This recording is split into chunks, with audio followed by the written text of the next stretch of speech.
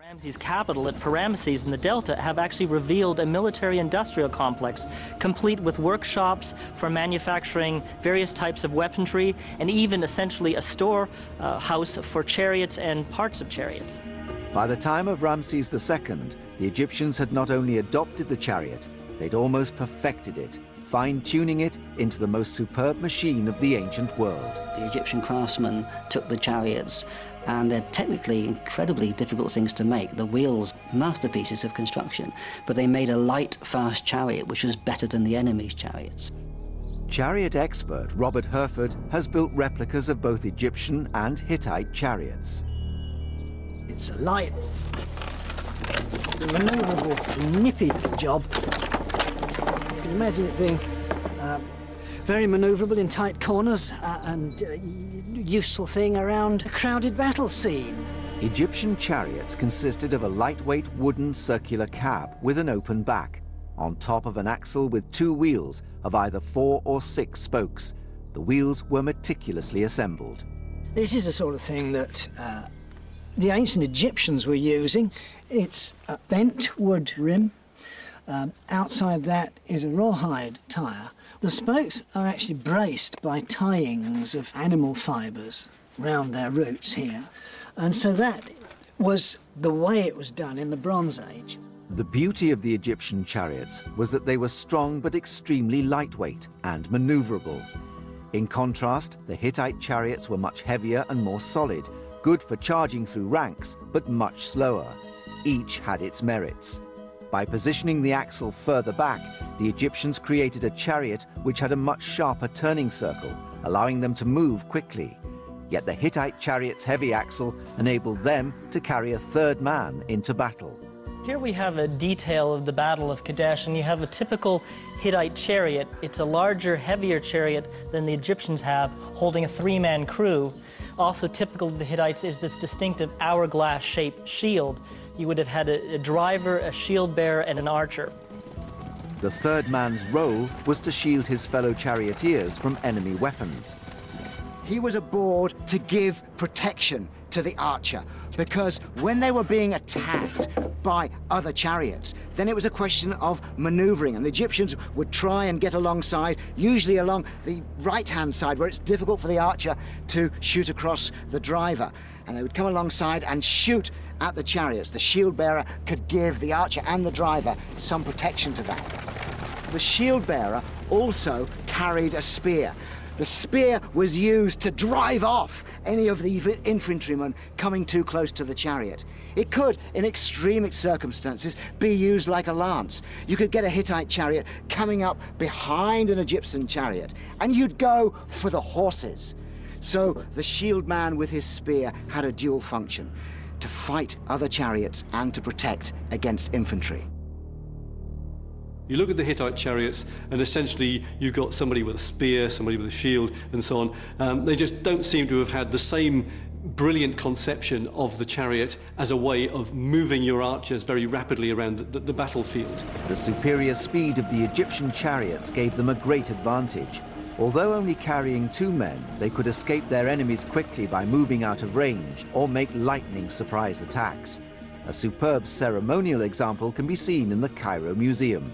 You can see what one of these ancient Egyptian chariots would have looked like from the examples preserved in the tomb of Tutankhamun.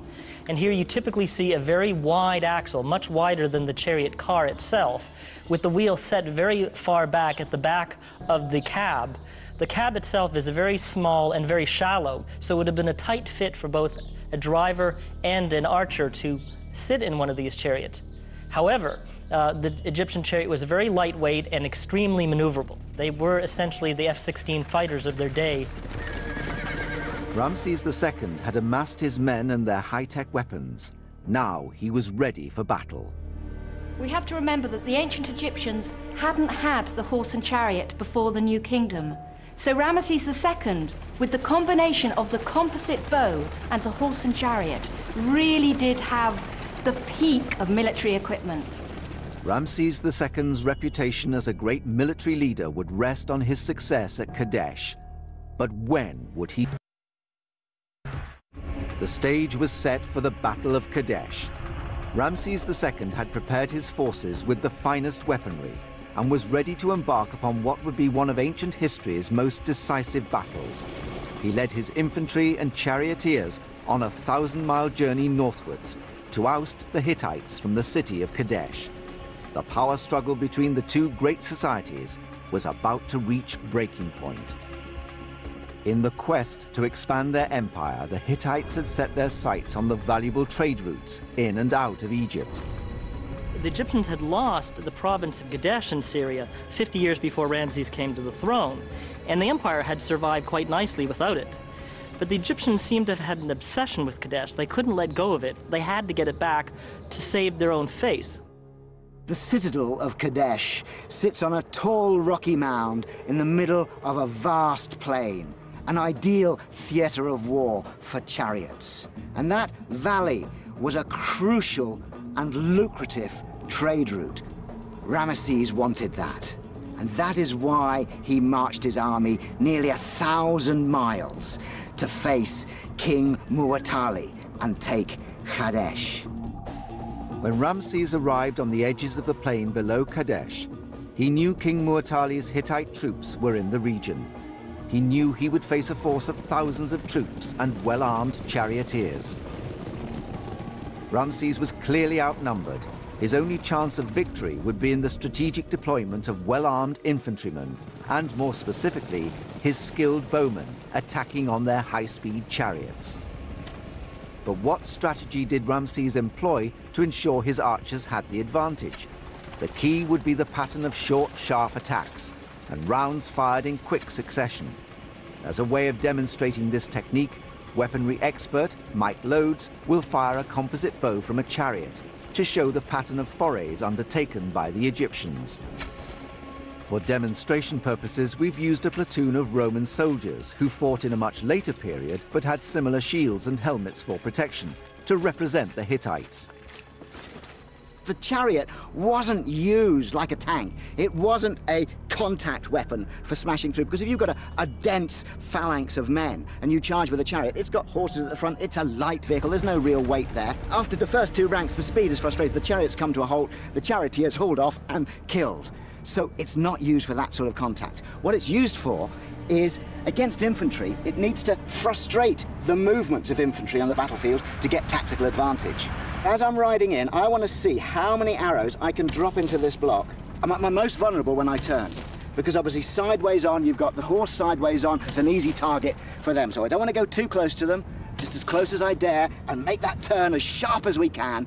And as we get away, I still want to send some shots back.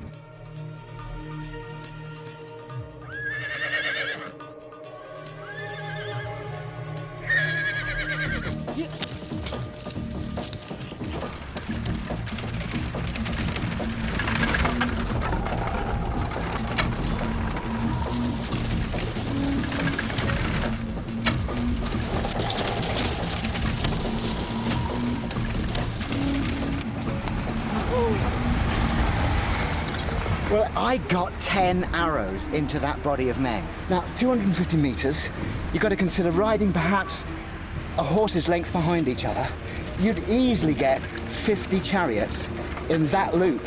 So that's a rate of about 1,000 arrows a minute. An Apache helicopter gunship only shoots 1,200 rounds a minute. I mean, it's phenomenal that this ancient technology is close to matching that. Quite extraordinary. Superbly armed and with a well-trained force, a confident Ramses set up camp on the edges of the plain. Yet unknown to him, Muwatalli and his forces were just out of view behind the hill on the other side of Kadesh. Seeing his opportunity, Muwatalli decided to send 2,500 of his troops to attack the Egyptian camp. Just as they rounded the hill, another battalion of 1,000 Egyptians arrived.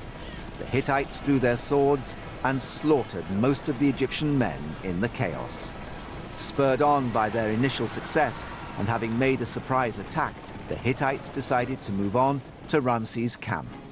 The Egyptians would have known very little what was going on until suddenly the thundering chariots appeared in their midst. They were taken completely by surprise. The chariots are a good means of moving people rapidly from one place to the other, and a division of chariots coming towards you are really quite intimidating. Accounts describe how Ramses rallied his troops and led them in a terrifying counterattack against the Hittites. Pursued by the faster Egyptian chariots, the fleeing Hittites were pushed back to their base by Ramses. Now they were headlong, helter-skelter, where Ramesses was pushing them. And Ramesses' account says they had to abandon their chariots and swim for home. They swam like crocodiles, he says. It was a great psychological victory. It's estimated that around 6,000 chariots were locked in combat at the Battle of Kadesh, as many as 20,000 soldiers fighting with advanced weaponry. So now, on the open plain, where chariots can do what chariots need to do, Ramesses defeats them. He really wins that day and drives them across the river.